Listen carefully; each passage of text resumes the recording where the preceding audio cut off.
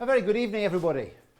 I know that I'm not exactly who you were expecting to see this evening, but we've had a few interesting situations to deal with this evening for Laddie MP6, this live tasting from the distillery. Our collection of brilliant talent has a few difficulties. Alan is in Glasgow. We always knew that was going to happen, but most unfortunately, our head distiller, Adam Hannett, has taken ill today and is having to watch this rather gingerly from his bed here in Bruichladdich. So hello, Adam. We hope you're feeling a little bit better than you were earlier today, when I know that things were very, very difficult indeed. I think this is perhaps one of the risks associated with having young families, and our very best wishes to you, and also to Christy, who has similarly been struck down with the dreaded lurgy, and Christy too is having to watch this from the confines of her house in Port Ellen. So, hi Christy. But we've got a brilliant team assembled for you this evening.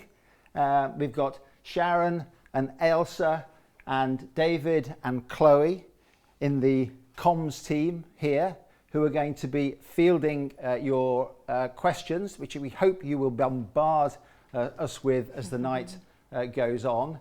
And brilliantly, we have, stepping into the breach, somebody who many of you I'm sure will know, Miss James Brown, who is going to actually, you'll be glad to know, conduct the tasting rather than my good self. And she's joined by Mr. James Brown of Octomore, the legendary farmer from up the hill.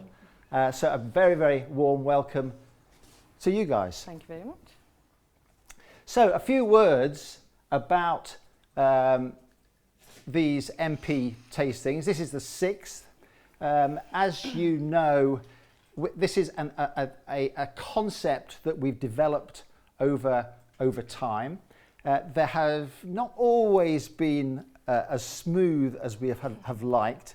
This is a distillery on the outer edge of nowhere, and on the edge of the Atlantic, and the internet connection has not always been adequate, shall we say. And I know that a lot of you have been very patient with some of these broadcasts in the past. We hope that since we had, incredibly, we have had a fibre connection installed here, a high-speed fibre connection, that tonight it will be the first time that we've actually genuinely been able to test that by conducting one of these broadcasts around the world. So let's hope that all hangs together. As you know, these Laddie tastings are based around 3 casks, which are specially selected by Adam. They are single casks, and so there is a finite amount of liquid available. They are unique in that they're single cask bottlings, if you like. And so this really is a unique opportunity to examine a particular aspect of the distiller's craft. And tonight we have Octomore, which is obviously a hugely exciting moment. This is the first time that we've done an MP tasting with Octomore, and I'm now going to invite Joanne to pop the cork on the first bottle and take us through the liquid. Yeah, good. Thank you, very Joanne. much. Thank you, Carl. No problem. Okay, good evening, ladies and gentlemen.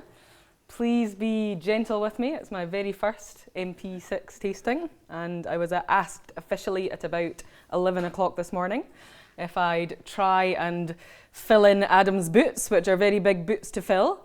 So we'll just crack open the drams, taste some whiskies, and try and have a good night together. But we do appreciate any questions, anything you want to find out. This is the time to do it. Any input you have or thoughts on the whisky, that's what we love to read and hear from as well, from everybody out there. I did see Adam today, late this afternoon. He managed to drag himself into the distillery. He looked pretty grey, but he had a fabulous haircut because he just had it done especially for this tasting last night, but unfortunately couldn't be here to show off his haircut, so you're stuck with us and Uncle James with his lovely haircut too, so what more could you ask for? Carl briefly introduced me. I'm a brand ambassador. I normally get to travel around the world, talking to people in whisky festivals and bars and restaurants and shops, and spreading the wonderful world of whisky and Bruichladdich. And I always loved to come back to Islay and thought I would have a nice, easy few days in Islay this week. It's beautiful weather outside. I've been in the warehouse tasting whiskies, and now I've ended up doing this. So we'll see. This is my Uncle James, better known as James Brown from Octomore Farm, and he's going to be with us through a couple of the drams we're tasting tonight. Do you want to introduce yourself and say a bit more? I was just going to say my claim to fame is I'm Joanne's uncle. And I'm from Octomore Farm. We arrived there in Octomore Farm in 1960 when I was 8, and we're quite far travelled. We came from 2 miles the other side of the village.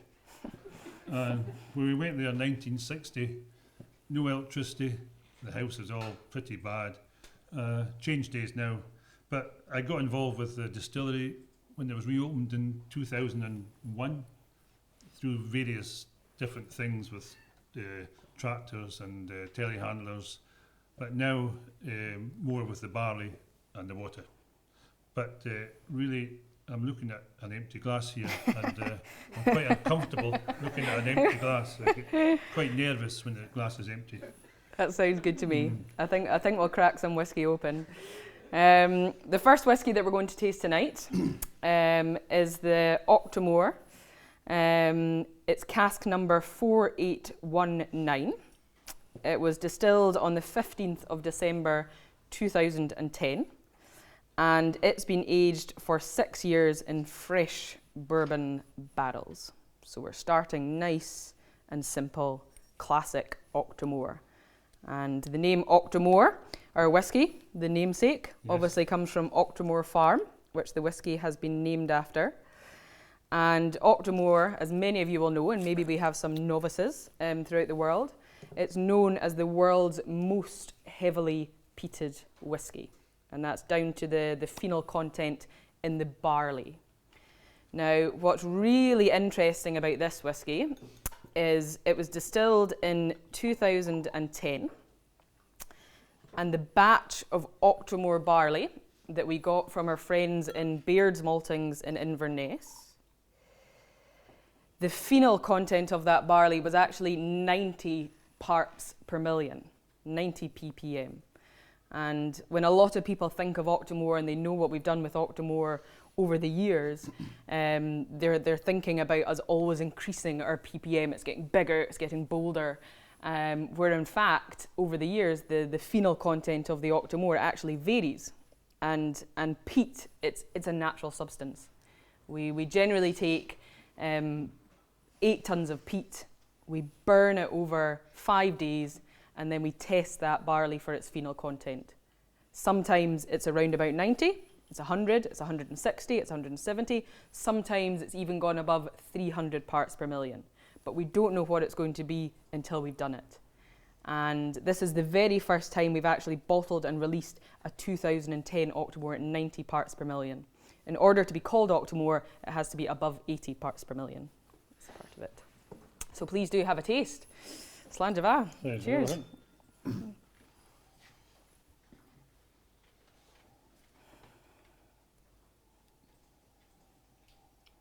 So it's actually quite light on the nose, which is always surprising for an Octomore and what people think it's going to be. The smoke doesn't immediately come to the fore. It's quite almost like sweet hay. You do get that caramel coming from the bourbon American oak casks, the kind of soft fruits in there.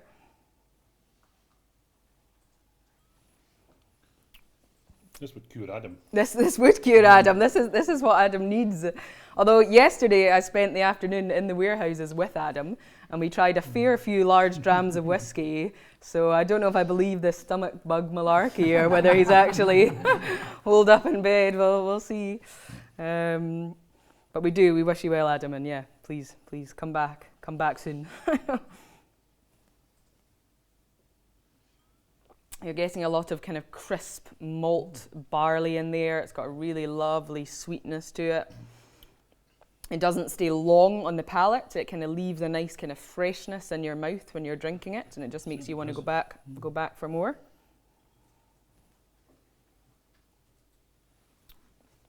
As is the case with these single cask micro Provenance bottlings, it has been bottled at cask strength. And this one in particular is 62.2%.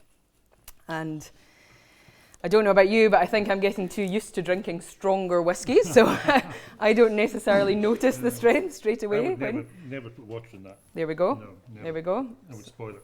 Okay. Unless it was spring water. Yes.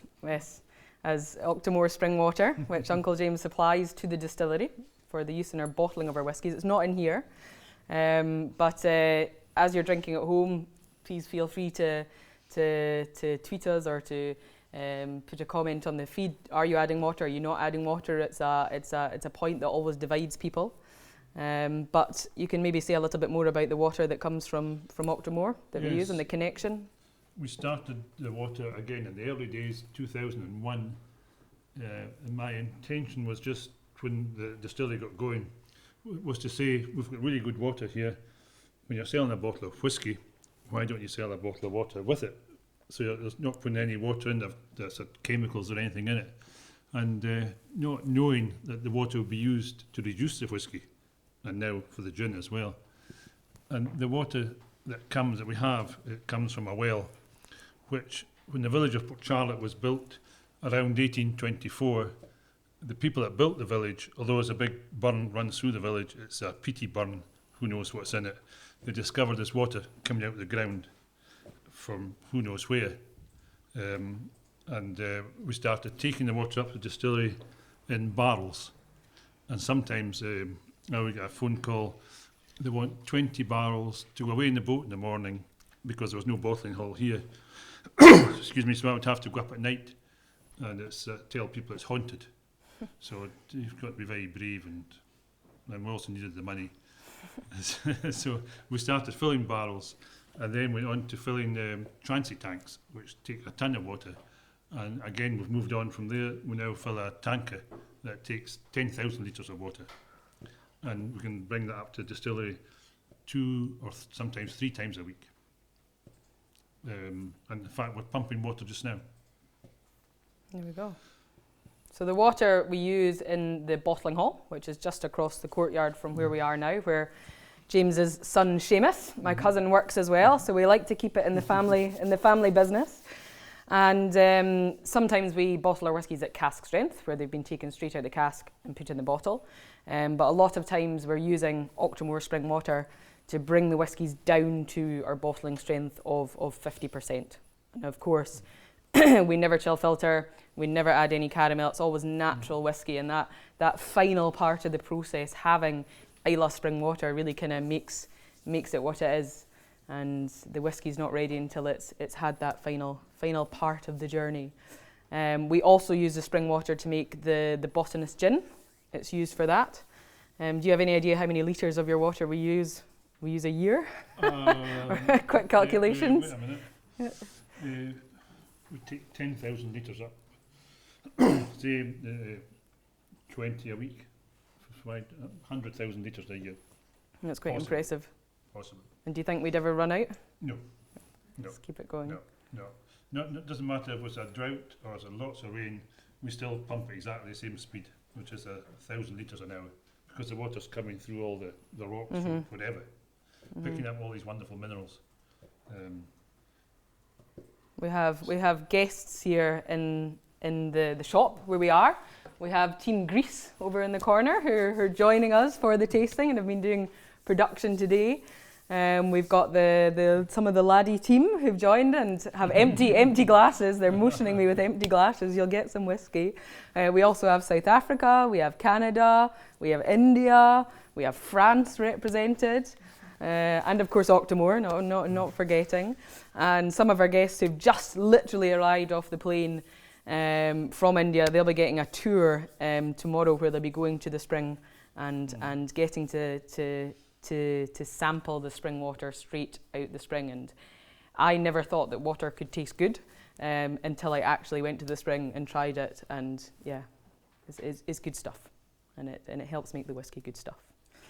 But this whiskey, this Octomore has no Octomore spring water, although it is its namesake. After trying it, after leaving it on my palate, after the finish coming through, it's quite a dry smoke that you get from the Octomore. It's not oily in any way. It's not kind of that tar, that medicinal, that viscous medicinal note that you can sometimes get from a peated whiskey. And that's a lot to do with the distillation that we have at Bruichladdich. Many of you'll know we have really tall, we have really slim-necked spirit stills. As the vapours are rising, it gets a lot of copper contact. And when I spoke to Adam briefly today, we were talking a bit about the distillation for the Octomore. And I'd kind of heard over the years, you do hear different things sometimes from different people. So we always try and find out what's actually happening. But when we take I had thought that when we take our middle cut for Bruichladdich and for Port Charlotte, we generally take our middle cut after 30 minutes of the foreshot. But for the Octomore, we actually leave it 40 minutes until we take our middle cut. And it means that we're kind of missing out of more of those heavy fusel oils notes that potentially could have come through. And when I checked this out with Adam earlier, he said that was true before, but now actually we have the same middle cut for Bruichladdich, Port Charlotte and Octomore, and that's actually 35 minutes. And he said that's because it gives you an overall, a kind of best balance of the flavours in each of the whiskey. And it also helps us to compare the different phenol levels exactly between Bruichladdich, Port Charlotte and Octomore, which I find quite interesting. Getting technical for a second, here comes the science. So I hope you all enjoyed dram number 1. Are there any comments or any questions or anything coming through on the line? There's loads of stuff coming through online, lots of people watching Joanne. And the first question is probably one that it'd be difficult for you to comment on because it really is aimed at Adam, which is from the Axis of Whiskey. They're saying, they're asking, what's the story behind the Reeve Salt and Ribera del Duero casks? Okay. But that's for the whiskies that are still to come, yes, of course. Yeah, we'll be talking a bit more about them. So we'll talk about them in a wee while. Yeah. And then we've got Soren Krebs, who's a regular correspondent Do of you ours. recognise that name? Yep. Yeah, absolutely. And Soren's asking, how do we get the high ppm levels to not overpower and dominate like others at a fraction of the ppm? It's a very interesting question, and it's sometimes the enigma of Octomore. You know, it's something really special. It does everything that it shouldn't do. Part of the reason could be because of the peat that we use, and this is something that we'd like to look at a lot more in depth, because there's the sort of the interesting thing about peat is that if you cut it from different areas, you can get different flavours coming from the peat and getting infiltrated into the barley. A lot of the Islay distilleries say it's because the peat's cut down close to the shore. They've got that seaweed that's decomposing and adding that kind of medicinal note to the peat that they use. When we use peat to malt our barley, because we work with Baird's Maltings in Inverness, and they're up in the north, kind of middle, east-west of Scotland, they're taking their peat from up there, and that's different composition from the peat that we have on Isla. But there's actually a lot more research that I would love to look into, because in the past when we've worked with the botanists that pick our botanicals for the botanist gin, they were saying that peat is decomposed sphagnum moss. But it's actually the different kinds of sphagnum moss that give you the different flavours. But then you have other people that argue against this. So we're still trying to figure out what the right what the right answer is. I don't know if anybody knows. But you even have differences in the depth of peat that you cut down to. Peat that comes from much further down tends to be darker and denser and almost richer, whereas at the top it's kind of lighter, and sometimes you get more smoke from that lighter top soil area. So there's so much to look into in the terroir of peat, but that could be a contributing factor to the difference in the smoking flavour of our Octomores. It's not that medicinal, it's not that heavy smoke. And then of course you have the distillation, and as I kind of mentioned a bit earlier, the really tall, slim neck stills, we have maximum copper content for our spirit. The family of Bruichladdich whiskies, Bruichladdich, Port Charlotte, Octomore, they're known for having a light, floral, elegant character. That's the style. The family of Bruichladdich is known for that, and that's even evident in the Octomore. It's because of these tall, slim neck stills, but it's also to do with the distillation, the slow distillation. We don't rush when we're distilling. We still have no computers on the production process. Everything's hand done, and we trickle distill. Trickle as in very, very slowly. And Jim McEwen in the past, he likened it to when you put a pan of milk onto the hob and you turn the heat up high, and when you're boiling it, everything comes over the top. And that can happen in the same with distillation. You ramp the heat up quickly, everything comes over the still quickly, and you don't have that copper contact, you don't have that refinement. In some distilleries, that's their style, that's what they're looking for. Whereas us, we're just keeping it almost at a simmer, so that the light vapours are going lightly up the inside of the still and over, and that's contributing to that light, elegant taste. We've got loads of questions coming in. Good, Yeah, excellent. It's great. We've got the Single Malt Alliance here, Jan, saying that they've noticed that Bruichladdich uses the cask descriptions fresh bourbon and fresh oak, and they're assuming that fresh bourbon is the same as first fill. I would think so. Yeah, yes. absolutely. Yeah. We have a catalogue of different cask types that we've used for Bruichladdich, in particular when we've been looking at the classic laddie transparency, where we've got some of the recipes there, and sometimes we use the name of the wine producer if we're using wine casks, sometimes we use the name of the grape, sometimes we use the name of the region, and the same with the bourbon cask. Sometimes we write fresh bourbon casks, sometimes we write first fill.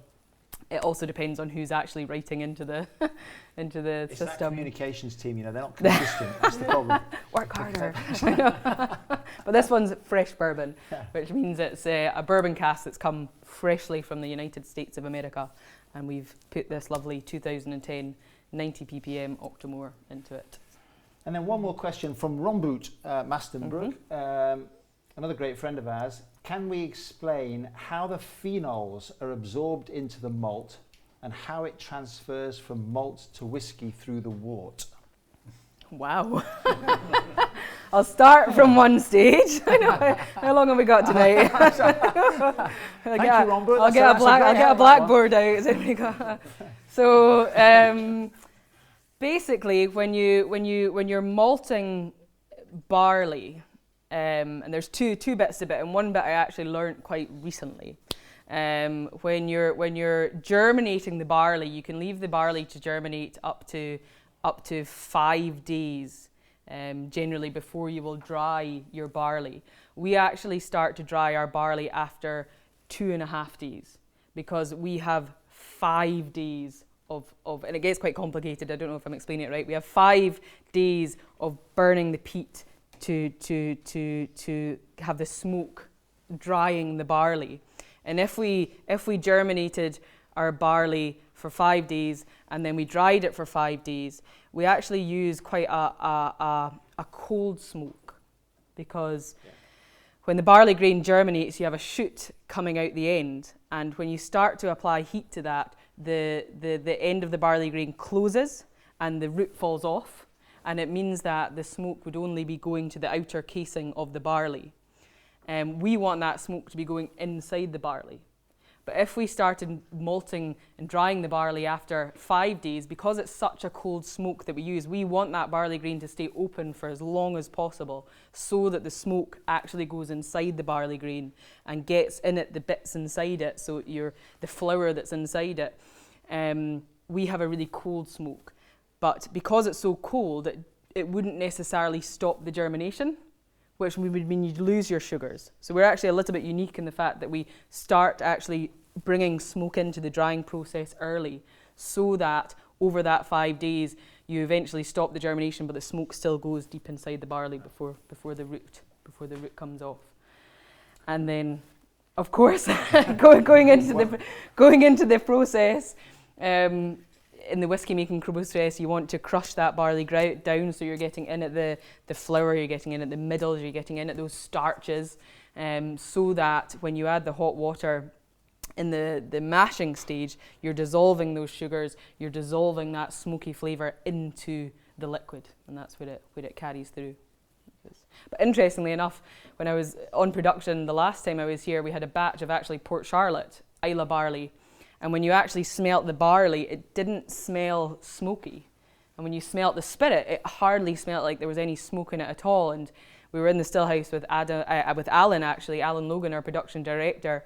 And he was saying that actually sometimes the smoke and the peat, it's not always evident straight away. And actually it almost reveals itself longer stages in the cask. And this is something that they're still exploring and still seeing with the whiskies. So there's a lot to see. Good, excellent. Well, I think we'll move on to dram number 2 now, because I think Uncle James is getting thirsty again. So we may as well crack it open. This one, open my way. Yeah, there we go. Which one? No, good. So dram number 2 is another Octomore from 2010. So again, it's been made using malted barley peated to 90 parts per million. It was distilled on the 2nd of the 12th, 2nd of December 2010. It's been bottled after 6 years, and this time it's been matured in a Reeve salt cask.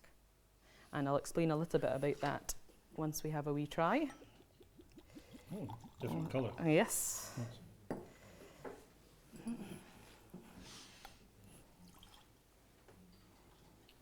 So straight away, and you can see it from the bottle, it's a much darker colour than the first fresh bourbon cask matured Octomore that we had.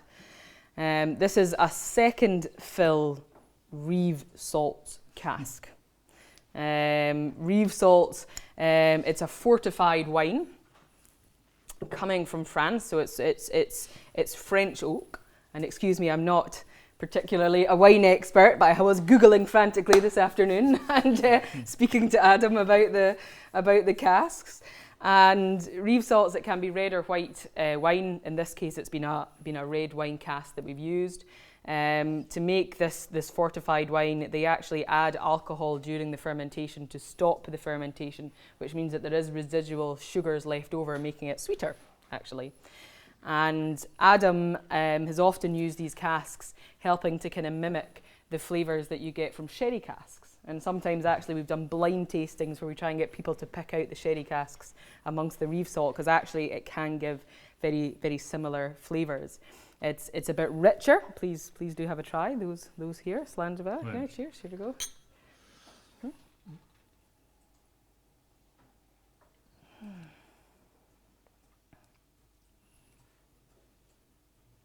It's a really rich oakiness to it. Completely different from number 1.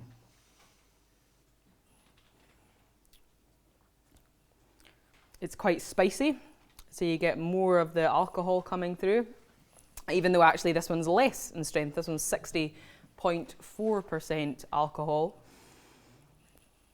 You've got kind of sweet tobacco, almost like varnished wood in there.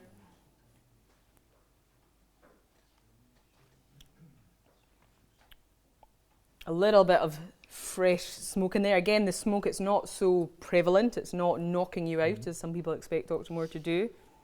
It's like coffee. It's like that kind of caramelly notes in there.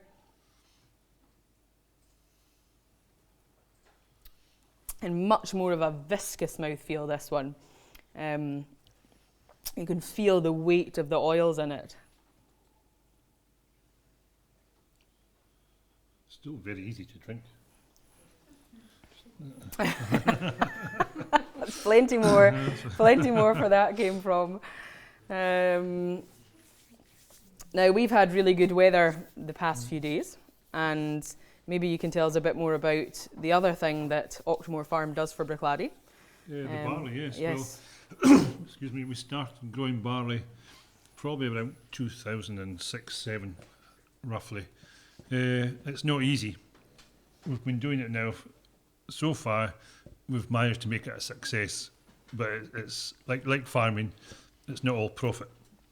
There's three with the things that are quite against us is well, where we are, the type of land we have. We don't get a huge tonnage, but what we do get is quality when we get it. But we're also fighting. One of our main things is the deer. The deer just love the barley, and there's more and more deer every year with us. And every time I see them in, I think, there goes another couple of glasses of whiskey. You know, it's and then if we don't get the barley harvested in September, the geese are coming back, and the geese are quite devastating in the crop as well. And the other thing is the weather, getting the sun, getting the crop down to the moisture content that we can leave it down at Octofad for the distillery. That's also a gamble. Having said all that, we love doing it, and it works well with the distillery, and I'm quite sure we're both winners at the end of the day, because they're getting what they want, barley from the island, which is, it seems to be, it goes down well. Mm-hmm. And I think our barley is used also in Octomore, but it's not here tonight, unfortunately. Next time. Next time, yeah. Nearly in tears. But in the mainland, they're getting 3 tonne to the acre, quite normal. We've still to reach 2 tonne, and we're doing our best. This year, we're growing just over 60 acres of barley. Our ambition is to get 100 tonne. 2 years ago, we got 99.6, just short. Last year, we weren't so good again. We were down maybe at 85.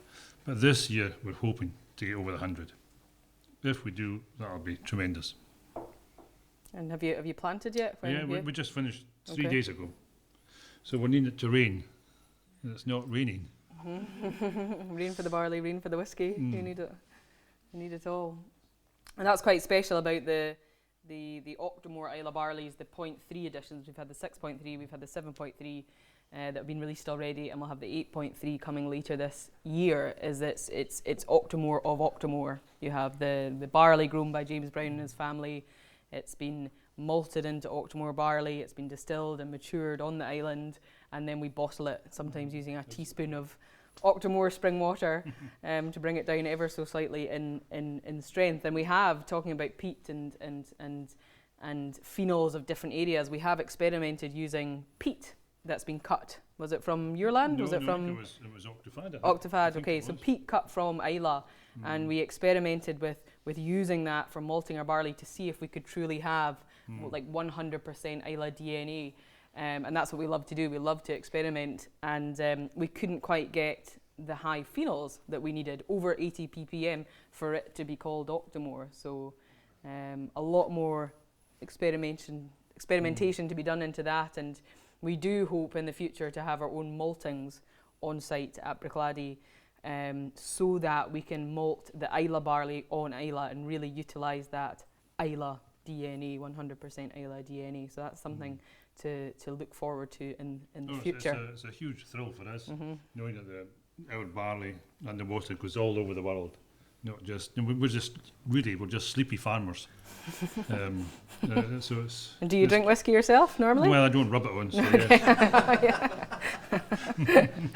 yes. Uncle James has a pretty amazing whiskey collection as well, actually.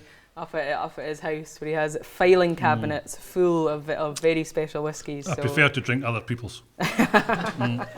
Don't we all? So we've got a couple of requests coming here, Jan. First is, can you give a shout out to Jason and the guys in St Crispin's? I do. I have that on my list for shout outs. Yes, which I had to write down so I remember. They can't wait. They can't wait that long. So no, USA. we are delighted that across the world we have brand ambassadors now in many markets across the world, and they are normally out spreading the Bruichladdich gospel, but some of them have arranged special tastings tonight so they can watch online and follow the tasting. They were hoping to see Adam's handsome bearded face, but unfortunately not, and I didn't manage to grow a beard in time. So, but we have Jason in NYC in New York City with St Crispin's shoes, isn't it? Yes, I think yes. I did Google them beforehand as well. We also have Trent, who's in Berkeley, California, with the East Bay Spice Company. I know we've got Abby in London, but I'm not exactly sure where she is. And of course, last but not least, we have Richard Gillam in Singapore, who normally does these tastings with about 3 tons of cheese. And I hear tonight he's actually cling filmed the table so that he doesn't ruin it, because they made a bit of a mess of their fancy table last time. So a shout out to everyone out there that's organised tastings and has shared, because some brand ambassadors only got 1 set of bottles. So they could have kept them for themselves, but they decided to share the love with the people in their market. So it's all good. And we actually had Caitlin in South Africa, who was supposed to be doing something but has ended up in a hospital, I think, from what I saw on our WhatsApp group chat. So I hope Caitlin feels better as well. Yeah, I know. We're the last one standing. We've got the good blood, the brown genes that keeps us looking young and feeling good. And last but not least, we've got a request from Udo in Germany, who's asking, can he see the Band of Gold? Oh, in this well, second... I don't know, because we don't have Octomore spring water with us tonight. Is it? I don't know if it'll work.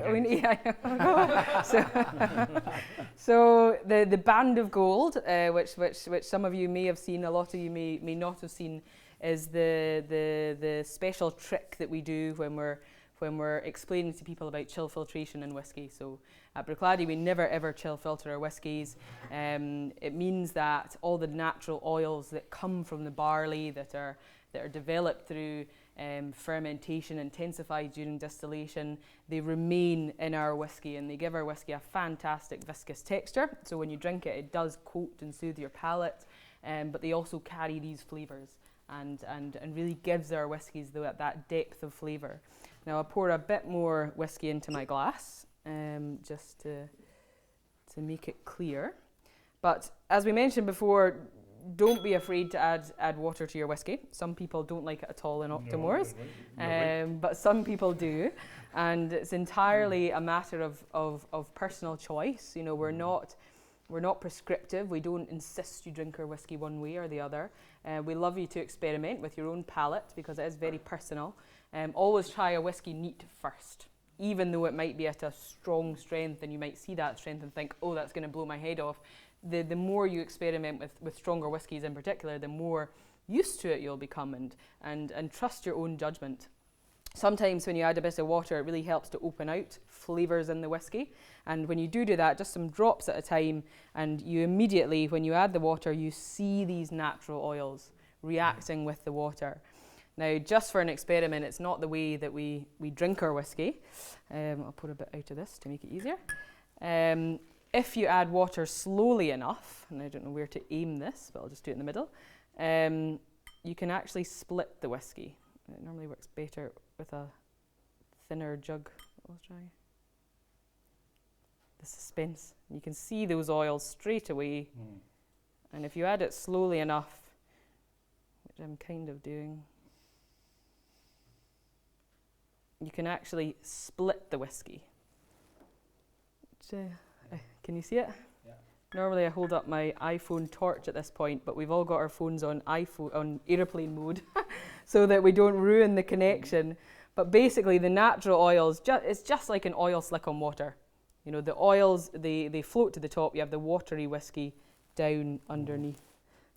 You see it. And when you dip your finger in, when you go just in the top layer, you get a drip that just stays on your finger because it's that viscosity, that oilness, that richness. And when you drink it, it's full of flavour. When you taste that oil, that band of gold, it's full of flavour. Now there's lipstick on my glass. I don't know if this is your glass or my glass. Got dressed up for the occasion. But it's really quite amazing to see that. And you know, when I'm doing tastings and you do that trick, it's pretty impressive. And it's I don't know how many of you want to pour that much water into your whiskies at home, but it's quite cool to see that we never chill filter and we never add any artificial colours. The beautiful colours of the whiskey will only come from the casks that we mature in. And we've talked a little bit about the Reeve Salts casks that we have tonight. That's good. Good. Any other questions? No, we're in good shape at the moment. Keep going. Good. Well, I don't know whether we should bring up our second special guest. Sounds like a We plan. can maybe have, Are you ready? You ready? Thank you very much. So thank you. And yeah, you can come up at the end to say goodbye. Yeah, that would be good. You can move these out the way. Let's put them down here. You got them? Yeah, thank you. There we go. Perfect. Please take Hello a seat, there, yes. Contestant number 2, what's your name and where do you come from? Thank you. Am I a winner? I know. Hi, my name is David Michelle. I'm from Calgary, Alberta, in Canada. Where privatization is what rules Alberta right now, and this is why we get such a great option and great opinions with scotches. Many whiskey clubs. Nobody's wrong. It's like what Joanne said. It's just there's no wrong way of drinking whiskey with or without the water. And I'm preferring the cask strength myself. Adam and myself, and sometime later on in the day, yesterday we were drinking a lot of cask strength items yesterday. Mm-hmm. So I'm kind of surprised the alcohol didn't kill everything Adam has right now. I feel really good. So I didn't catch it, which was good because we were sharing the glasses yesterday. I was kind of worried, but no, great fans of Bruichladdich. I've been here since the very beginning, the very purchase of Bruichladdich. So I've seen the growth of Bruichladdich growth, and the amount of people that are working here now are incredible. But I think we're now up to 94. Wow. Yep, 94 members of staff at Bruichladdich now, which is brilliant. Wow. Almost that 100, almost. Come and work for us, make that 100. Well, if you would have seen it when we first did, you would have just shaken your head, said, nah, this ain't gonna work. But now, amazing. What an amazing place. And an amazing staff level. Everywhere I went, every staff knows their thing here. It's just amazing. I just step back and watch, and I'll take a glass. Tell me about it. Brilliant. But it's been a great experience here. Yesterday we had a great one with the 1985. Yeah, we were very fortunate. We almost didn't come out of the warehouse. It was just too good. We almost locked ourselves in the warehouse with Adam, and he was showing us a few special casks, a few sweeties, and even some casks that we probably weren't supposed to open and try because we're not sure if they actually belong to us or not. We're not supposed to say that. That's a secret. Don't tell anybody. I know. Amazing whiskies. That's a secret. Mm-hmm. Well, we were lucky to have Adam for the whole day. Yes, yeah, we were. I think we broke him, and that's why he's not managed out today. Yeah. Well, what a way to go. But you've been on Islay since Wednesday morning. That is correct. Until tomorrow morning. Tomorrow morning, I'm gone back to Heathrow and then back to Calgary. Mm-hmm. And then off again. Yeah, and back to your store. Well, we have one of the largest selections in Canada. And a lot of people right across Canada and across the world actually come to my store. And they're in awe in just the choices and the selections that we carry. And what's really nice is that Joanne, and just like everybody else, comes to our store to do these masterclass tastings. The education is so important. Everybody's joining in, mums and dads. Well, mums and dads are now bringing their 18-year-old children now. Problem is, mums and dads have to pay for the 18-year-olds' drinks. So it's a lot more fun now. It's really educational. We drink better, but we drink less. And that's what it really comes down to. Mm-hmm. Yeah. So Dave's always been a big supporter of Bruichladdich, and we're glad he decided to used some of his time when he was in Scotland, because he's been Yes. touring about up at the Speyside Whisky Festival, and Aye. he saved the best till last to come to Bruichladdich. Always. And we've just had a nice couple of days in the distillery out in the Yeah. island, and we're finishing it with the most amazing. Not a bad way to go. Tasting, yeah, exactly. And I think we'll crack open the final dram, which is something very, very unique, very, very complex, and of course, specially selected by our head distiller, Adam Hannett, who couldn't even face trying any whiskies this afternoon when I saw him. So we'll need to save him some so he can actually sample some more once he's well again. But this particular Octomore, the first two Octomores came from the 2010 vintage. This one here actually comes from 2003. So very, very early Octomore. And it's from cask 0022. It's been aged 13 years. And the label, which we can all see at home, it says Ribera del Duero / bourbon casks. Yes. But it's actually a little bit more complicated than this. And this is a whiskey for those guys that have followed Bruichladdich over the years, followed our releases over the years. Because this whiskey actually started its life as something else. This was the original Octomore Orpheus, which was Octomore 2.2. And when we bottled the Orpheus, I can't quite remember, but I think there was only maybe 6,000 bottles of it around about available at that time. And I think we released that in about 2008, 2009 maybe. And Orpheus was a very special whiskey because it was the first Octomore that we released that had been aced. So it spent 5 years in bourbon casks, and then we put it into Chateau Petrus casks for a further maturation, additional cask enhancement, as we call it at Bruichladdich. And there was a cask left over, and Adam and Jim and the team continued maturing that cask. And what they actually did was take it out of the Petrus casks, they put it into bourbon casks, Ribera del Duero Spanish wine casks, then they vatted it back together and then put it into fresh bourbon casks. And I don't know the exact timing on this, but it's been over the years until, of course, this was bottled this year as a 13-year-old. So it's a very complex, it's a very layered dram. Maybe those that were lucky enough to try the Octomore Orpheus can think back to their memories of the last time they tried it and seen if they could identify some of the flavours in there. Please do nose it and try it. Those that are here with the dram. Cheers, lunch. Cheers. Yeah. quick. No. Just do this, yeah. So immediately on the nose, it's totally different. And this Octomore actually started life.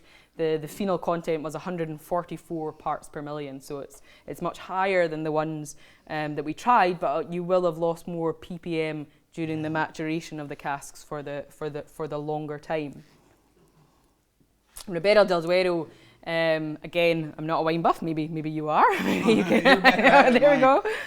Dr. Google was telling me that it's quite meaty, quite robust red wines from kind of the southish region of Spain. Maybe somebody else knows.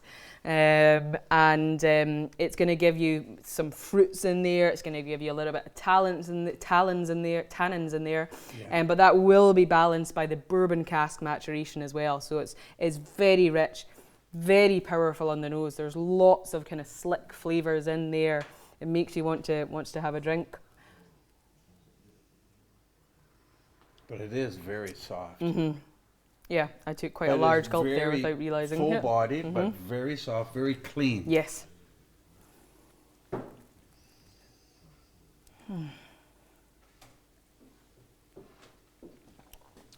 It's a bit of, you get the smoke in there.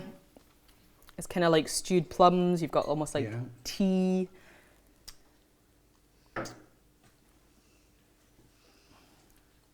A slightly less strength. What is it? 59.2. 59.2%. So natural cask strength, still pretty high.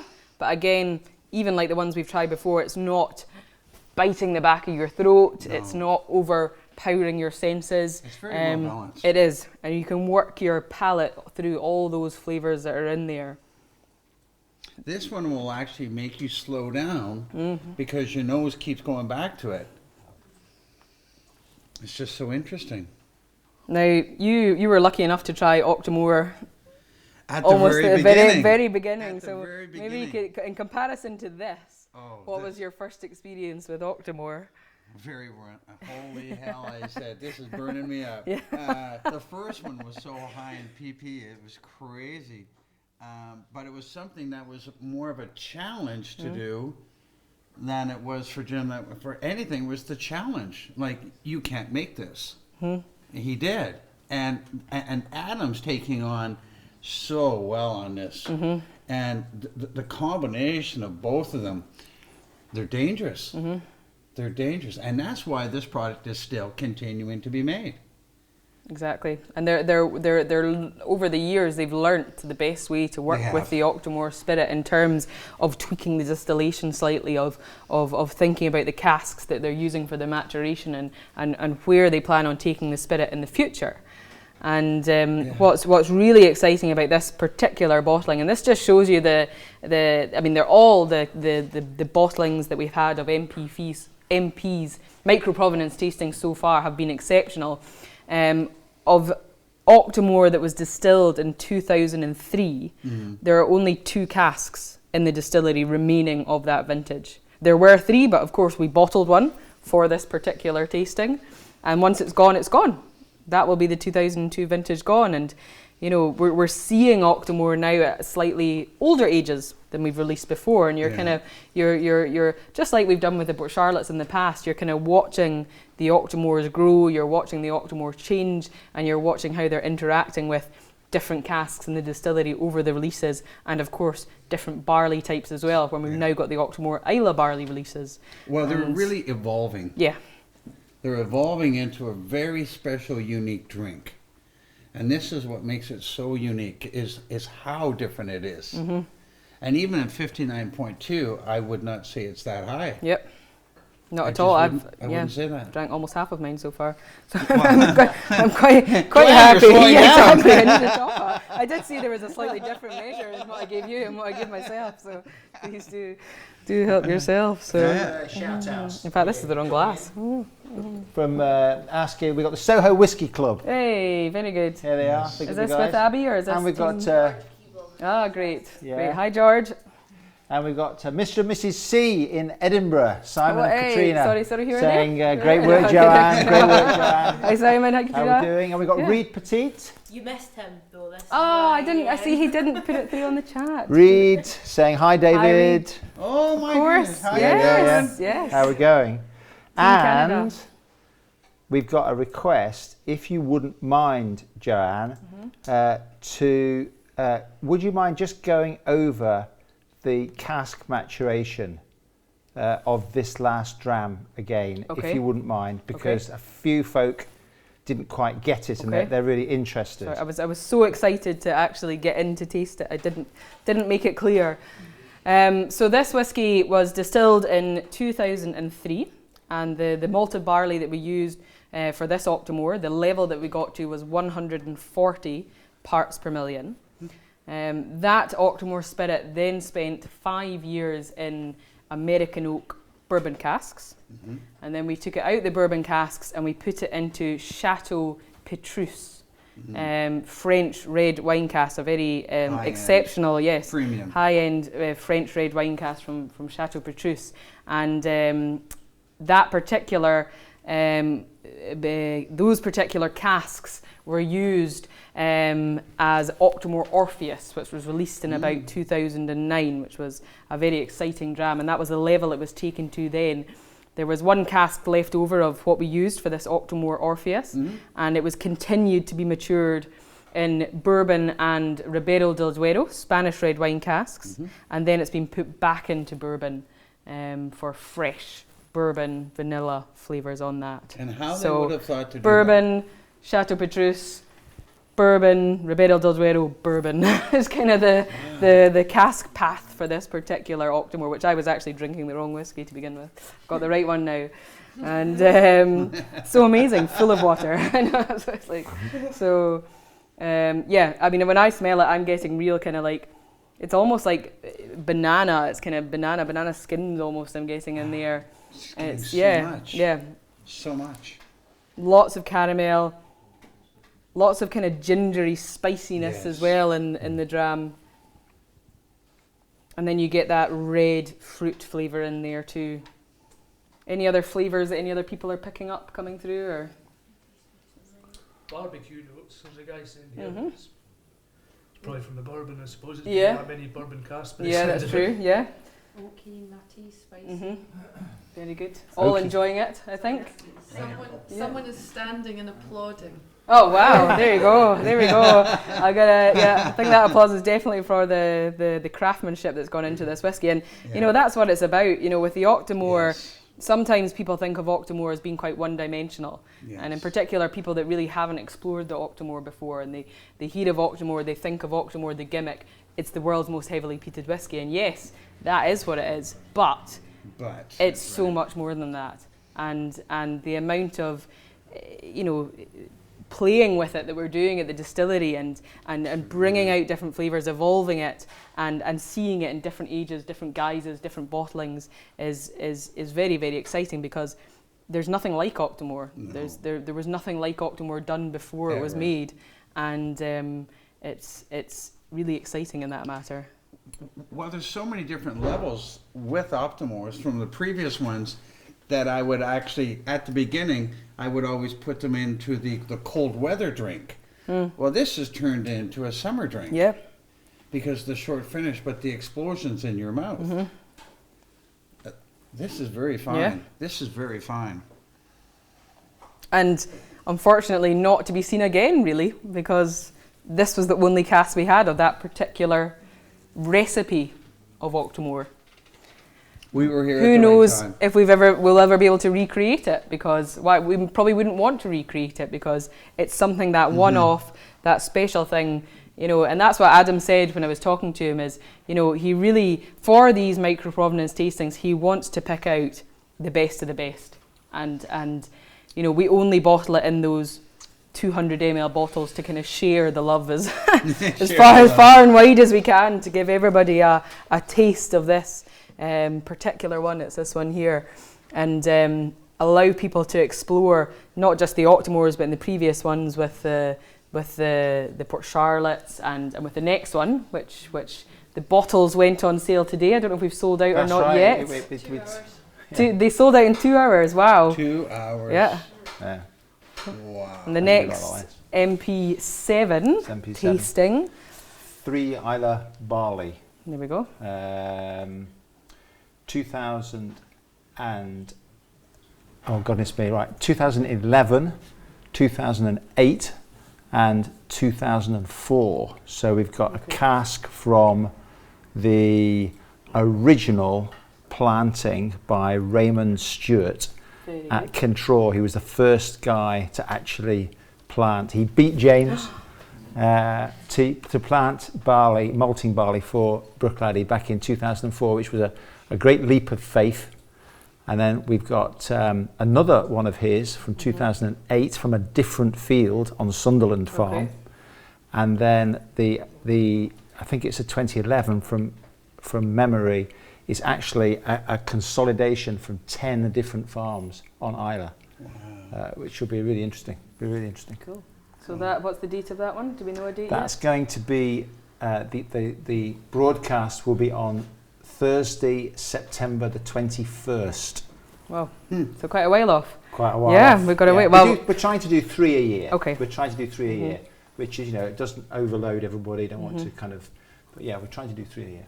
and yeah, cool. Because it's all go at the distillery at the moment, because we're into the month of May. And many of you will know that the month of May means it's the Whiskey Festival at the end of the month. So it's a particularly busy time where we've got all the contractors in from the island, painting, cleaning, sorting out our distillery to make it look in tip-top condition for our festival, which is the 28th of May this year.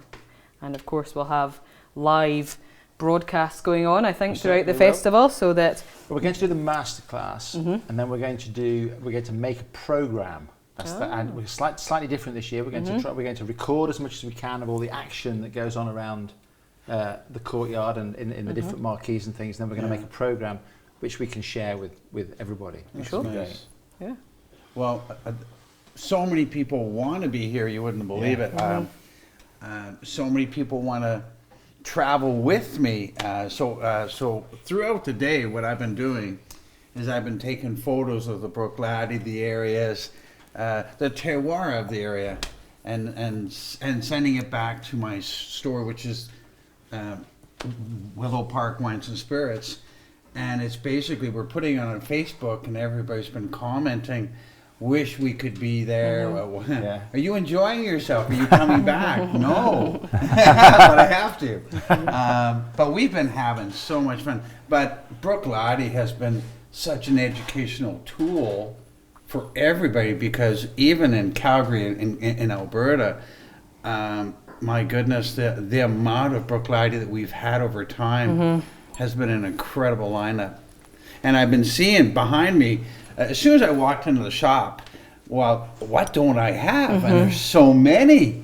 There's so many I don't have. Well, and then I've seen them go up in price too. So I can imagine these three here are going to be gems. Yeah. How you're not going to open them, I don't know. Just too late. Too late. Yeah. That's right. But I think that's the exciting thing as well, is over the years, and those of you that have been Laddie fans from the beginning, you saw our range when it was ginormous. You've stuck by us, and you've seen our range reduce a bit again, but we're now at the stage where we are bringing out a few more exciting things, and these MP tastings are that as well, because we were lucky enough to be in the warehouses yesterday, and our warehouses are in the best condition they've ever been in terms of the quality of the casks that we have there, the variety of the casks that we have there, and you know, the journey is only going to get better, you know, through these MP6 tastings, through releases that we'll do in the future, and there's a lot more to come, I think. Brilliant. Yeah. So. And we also saw the new warehouses yesterday, which I thought were just amazing. Wow. Laid out, it's just so well done. It's awesome, isn't it? Could have just left me there. We did find a leaker when we were there. We did actually. We had our jugs out under Trying to it. catch it here. But what an amazing warehouse. It's impressive. And the romance is back in that warehouse too. Yeah. The romance of having it all lying down and having it, it was just amazing going in there. I was really spoiled. Yeah. It was really nice because I was showed how proud you are of them. Cool. Any last questions, do you think? I think really good. There's lots of great stuff.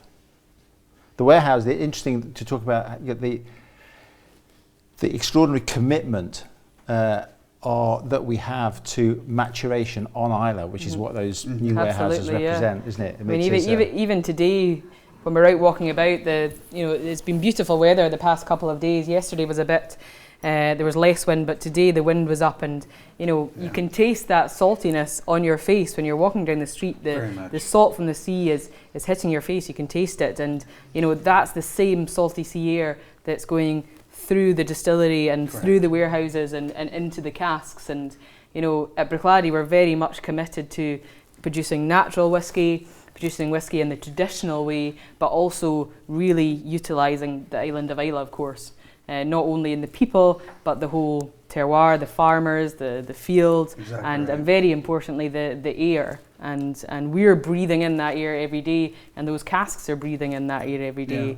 And that's what makes these whiskies special as well, because all our whiskies are always matured on Islay, but it was getting to the stage that we're actually running out of space to mature our whiskey. And Simon, who's watching tonight, Simon Coughlin, always said if we ever ran out of space in our warehouses, then we just have to stop producing whiskey, because we're so committed to maturing and bottling all our whiskies on Islay all the time. And we're very lucky through Remy Cointreau that they recognise this, and they recognise the investment that we need to do in our distillery to keep things the way we want to do them. And we've started a program of building huge big warehouses, building roads to get to these warehouses. Gorgeous ways. Exactly, yeah. And it's a 10-year project where we're absolutely committed. It's long term. And we're starting to fill those warehouses. And when we're there, we're hearing the wind rushing through them. We're seeing the leaks in the roof where the air is getting in. And, well, as of yesterday, and I was mentioning that when I was here, how many actually farms were used then, and then used at, there's 17 farms now? Yeah, exactly. We started with one, and then when you knew us, we had 4. And I now knew them as 4. 17. Now so there's 17. Yep. And wow, it's a well, big the growth. But the enjoyment of people working on Isla and actually working for the distillery and supplying them with the supplies, it just makes it so much prouder. Yeah, absolutely. Yeah.